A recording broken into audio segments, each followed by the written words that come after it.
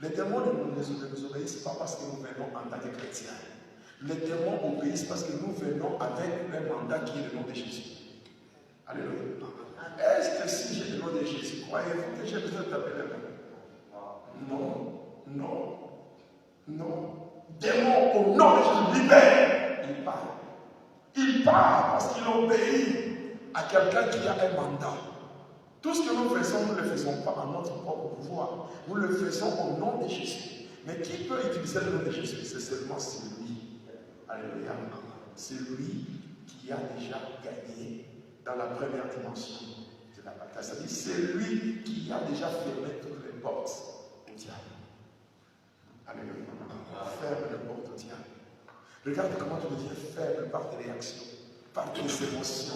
Regarde comment le diable s'est même habitué à toi. Il dit, mais celui-là, il va chasser les démons. Écoute, ce n'est pas parce que les gens te voient dans l'église en train de bouillonner, tu fais bouger la tête, tu transpires, que les démons partent. Non, les démons ne vont pas partir parce que tu as fait bouger la tête, c'est faux. Même si tu as transpiré, même si tu as parlé en langue, c'est faux. D'ailleurs, une personne qui a déjà donné l'accès au diable, même son parler en langue, n'est pas un parler divin, c'est un parler démoniaque.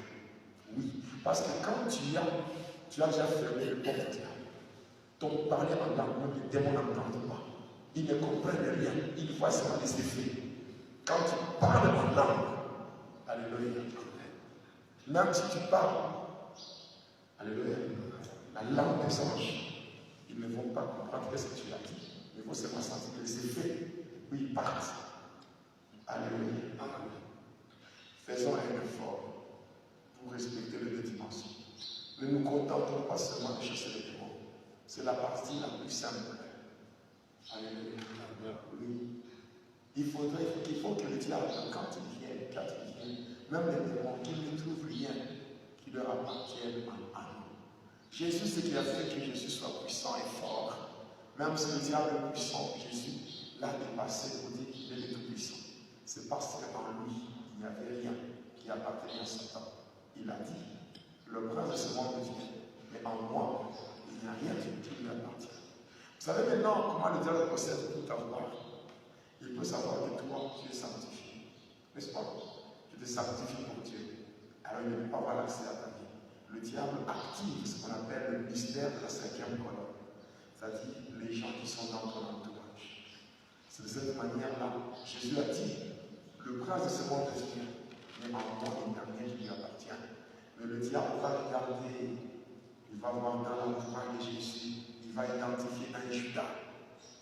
Alléluia. Et il va passer par ces Judas-là pour avoir l'accès à la vie de Jésus. Mais au final, Jésus a dit, tous ces gens ne sont pas impliqués. Laissez-les partir. Il faut qu'on s'affronte. Et lorsque Jésus a affronté le diable a perdu. Il a perdu. Alléluia. Nous devons résister au diable une fois ferme. Mais cependant, la grande partie du combat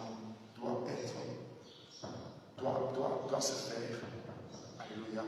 Avec une conscience qui nous pousse à ne pas donner l'accès au diable. À prendre le contrôle sur nos pensées, sur nos sentiments et sur nos paroles. Comment expliquer, toi, tu veux chasser les démons, mais de ta bouche sort des insanités, sort des gros mots. Comment? Des insultes, des injures. Et quand tu fais ça, ça montre déjà l'état de ton cœur. Car Luc 6,45, c'est de l'abondance du cœur que la bouche parle. Et les sœurs de chrétiens authentiques ne seront pas des gens plongés dans le mouvement du combat spirituel. Alléluia. Le combat spirituel fait par des chrétiens n'est pas lié au mouvement du combat. Maintenant, nous allons prendre maintenant nos pagnes. Prenez vos babouches, nous allons frapper le sol. Non, n'importe quoi. N'importe quoi. On veut tout simplement t'initier dans une affaire dans laquelle tu comprends que moi aussi, dans ce qui va se produire, il y a ma part. Non. Ta part à toi, ce n'est pas taper le sol, ce n'est pas taper le pavement. Ta part à toi, c'est fermer les portes. Parce que Dieu ne viendra pas fermer les portes pour toi. Dieu ne viendra pas fermer les portes pour toi. Si nos églises sont devenues faibles, c'est parce que les gens marchent avec Satan, mais ils veulent chasser Satan. Tu manges la table du diable, mais tu veux le chasser comment? Alléluia. Et c'est ainsi que, comme fermer les portes au diable, c'est une action sanctificatrice qui ne peut se faire que par le Saint-Esprit. Et comme les gens ne veulent pas obéir au Saint-Esprit, voilà pourquoi le diable est entré dans l'Église par la cabale, le pouvoir satanique, les fétiches. Les gens font usage des fétiches dans l'Église et les gens acclament pour dire voici, il y a. Non, arrête-toi avec ça. Arrête-toi avec ça.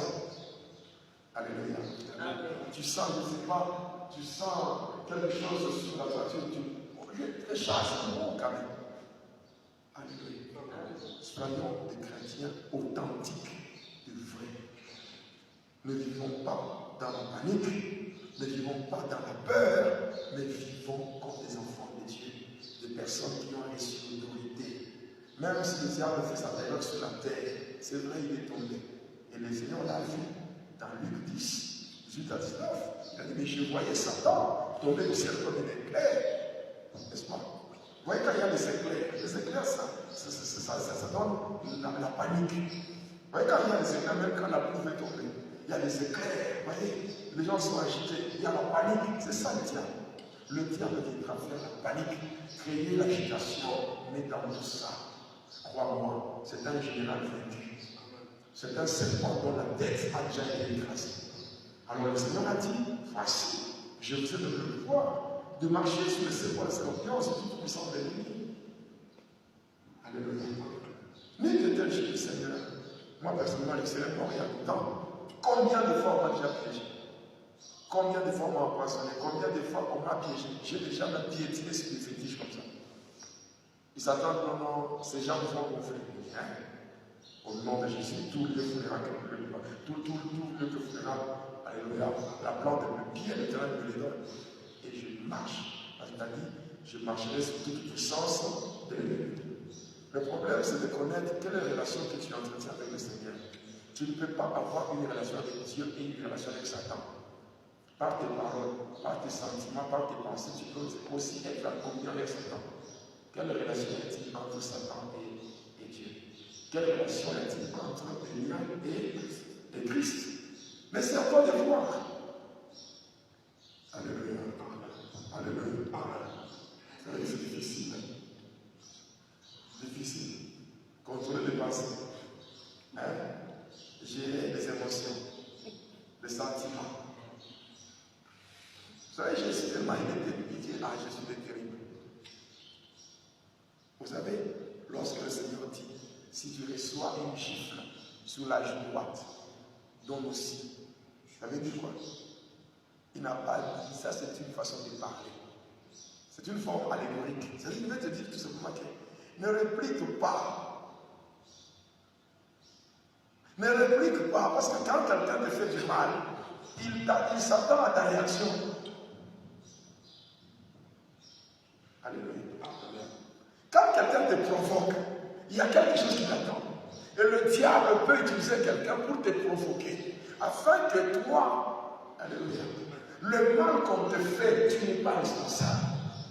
Quelqu'un peut t'insulter, quelqu'un peut te manquer du respect, quelqu'un peut dire des insanités sur toi, quelqu'un peut tenir ton image, quelqu'un peut saper ta réputation, quelqu'un peut te vilipender. Mais le problème, toi, dans tout ça, tu n'es pas responsable. Mais aux yeux de Dieu, tu es responsable de la réaction. Tu réagis comment quand les gens t'insultent? Tu réagis comment quand les gens te font du mal? Quand les gens te taquinent, tu réagis comment? Et maintenant, tout ce que les gens t'ont déjà fait, il y a des fois, l'homme ne réagit pas par des coups, mais l'homme réagit par des paroles. N'est-ce pas? Tu commences à parler. Or, les paroles qui sortent de ta bouche, c'est tout simplement l'expression de ce qui se passe dans ton cœur. Car c'est de l'abondance du cœur que la bouche parle. Alléluia. Il y a certaines réactions qui ne se manifestent ni par des coups, ni par des paroles, mais qui se manifestent par une pensée logique. C'est-à-dire que tu peux voir quelqu'un